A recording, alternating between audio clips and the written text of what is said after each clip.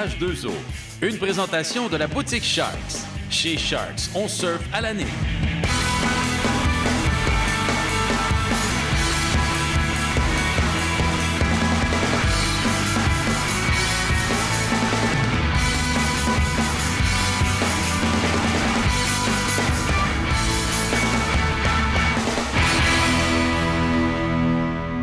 Salut tout le monde et bienvenue à H2O. Cette semaine, on s'est déplacé pour vous en Californie pour venir couvrir le Learn to Ride Oakley ou le Apprenez à surfer. Le concept est simple, les meilleurs surfeurs Oakley qui enseignent leur sport à des vedettes hollywoodiennes.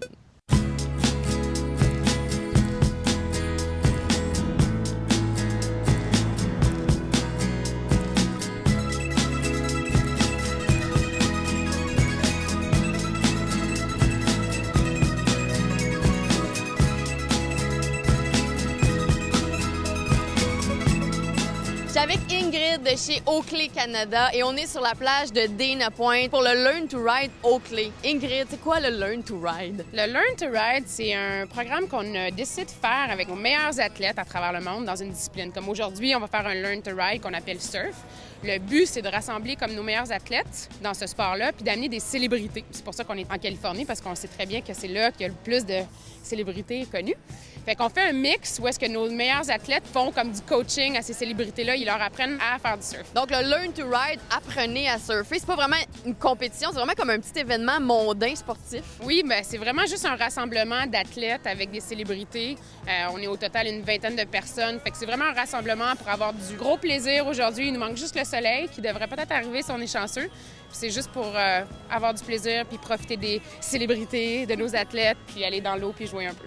Justement, qu'est-ce que ça apporte à Oakley de faire des événements comme ça? Bien, c'est juste, Oakley, c'est beaucoup basé sur le relationnel. Fait qu'on essaie d'avoir des bonnes relations avec nos athlètes, mais on a décidé aussi d'aller ouvrir nos horizons puis d'avoir un marketing alternatif, d'avoir des partenariats aussi avec des célébrités pour avoir l'exposition au niveau des médias, tout ça, avec nos produits. C'est un peu pour ça.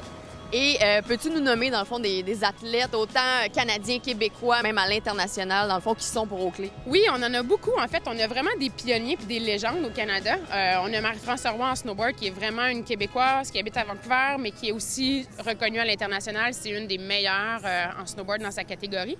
On a Jean-Philippe Auclair aussi, qui est un des free skiers, qui a un peu parti le mouvement du free ski. C'est un des pionniers du free ski, qui est aussi du Québec, puis qui est un free skier qui est reconnu à l'international. On a beaucoup de talent au Canada au niveau des athlètes, dans les comme les sports comme le snowboard, le ski, tout ça. Et sinon, à l'international, on a des gros noms comme, évidemment, les Shaun White. Oui, les Shaun White de ce monde, là, qui sont des superstars. Oui, c'est un athlète Oakley aussi. Et les surfeurs qui sont là aujourd'hui, c'est vraiment les têtes d'affiche de chez Oakley. Quand on se promène un peu partout, qu'on voit les panneaux publicitaires, c'est vraiment eux qu'on voit.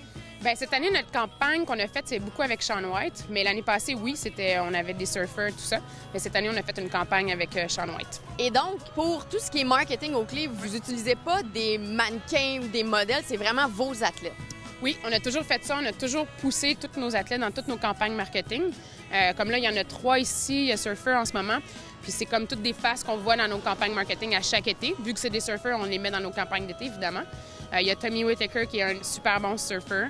Il y a Bruce Iron qui est ici aussi aujourd'hui, qui fait aussi toutes nos têtes d'affiche dans nos campagnes de surf. En tout cas, moi, personnellement, ça m'impressionne vraiment parce que, justement, comme ils ont une aura autour d'eux de célébrité, si on veut, c'est quand on les rencontre et qu'on les a à côté de nous, c'est plus des simples athlètes, c'est aussi des stars. Oui, bien c'est ça. Puis c'est un peu ça le Learn to Ride qui est vraiment spécial, c'est que tu mets les stars dans une position où est-ce que c'est eux qui deviennent moins des stars puis que nos athlètes deviennent comme des stars parce que t'as le genre de phénomène que la célébrité va faire « Ah, malade, je suis genre avec un des meilleurs surfeurs au monde, c'est fou, tu sais, j'ai appris à faire du surf avec le meilleur surfeur. » Qui est groupie de qui, tu penses? Qui est groupie de qui? Je pense que les deux se complaisent très bien là-dedans. Ils se flattent leur ego eux-mêmes. Et donc, moi, aujourd'hui, avec toi, mais toi, t'as déjà fait du surf, mais moi, ça va vraiment être mon initiation de surf en océan. Puis je t'avoue que je suis très excitée. Ouais, mais ça va être le fun.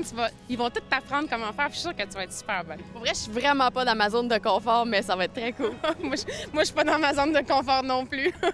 Je suis en compagnie de Josée du groupe Assurance Elco. On va donc parler évidemment d'assurance. Et la grande question est, est-ce qu'on doit détenir obligatoirement une assurance pour notre bateau? Non, c'est pas une obligation, c'est pas une loi comme en automobile. En automobile, il y a une loi qui régit et qui dit qu'on doit être assuré. Tandis qu'en assurance bateau, le seul temps qu'il pourrait avoir une obligation, c'est si on a un prêt bateau. Donc, la banque exigerait que le client s'assure pour son bateau. Par contre, on le suggère fortement pour couvrir son investissement. Il arrive une collision, une perte totale, donc c'est important de protéger son investissement. Et aussi en responsabilité civile. Il arrive une collision sur l'eau, on frappe un baigneur. À ce moment-là, c'est important de couvrir sa responsabilité civile. On le suggère fortement. Donc, qu'est-ce qui peut nous arriver justement comme accident où l'assurance va nous couvrir? Comment ça fonctionne? On peut avoir une collision sur l'eau avec notre bateau. Donc, si le bateau est perte totale, bien, c'est quelque chose d'important de protéger son investissement. Avec son contrat bateau, on pourrait avoir une indemnité. Donc, ça, c'est le cas pour protéger le bateau. Pour la responsabilité civile qui fait partie du contrat bateau, l'assurance bateau, ça serait si on frappe un baigneur, on remorque des skieurs et puis il arrive quelque chose aux gens qu'on remorque. À ce moment-là, c'est important d'être bien protégé. Et j'ai une petite colle pour toi. Est-ce que l'assurance couvre le bateau autant sur l'eau qu'en dehors de l'eau, par exemple sur une remorque dans notre cour? Ah ben oui, ça, c'est une bonne question justement. Le bateau est couvert hors de l'eau, sur l'eau. Donc, hors de l'eau, souvent, il peut y avoir des normes qui vont dire que ça prend des barrures spécifiques, mais c'est couvert sur l'eau, hors de l'eau et à l'année aussi. Donc, notre contrat nous protège pour 1 an. Donc, c'est important de le savoir parce que des fois, on pourrait être surpris. Oui. Merci, Josée. Merci.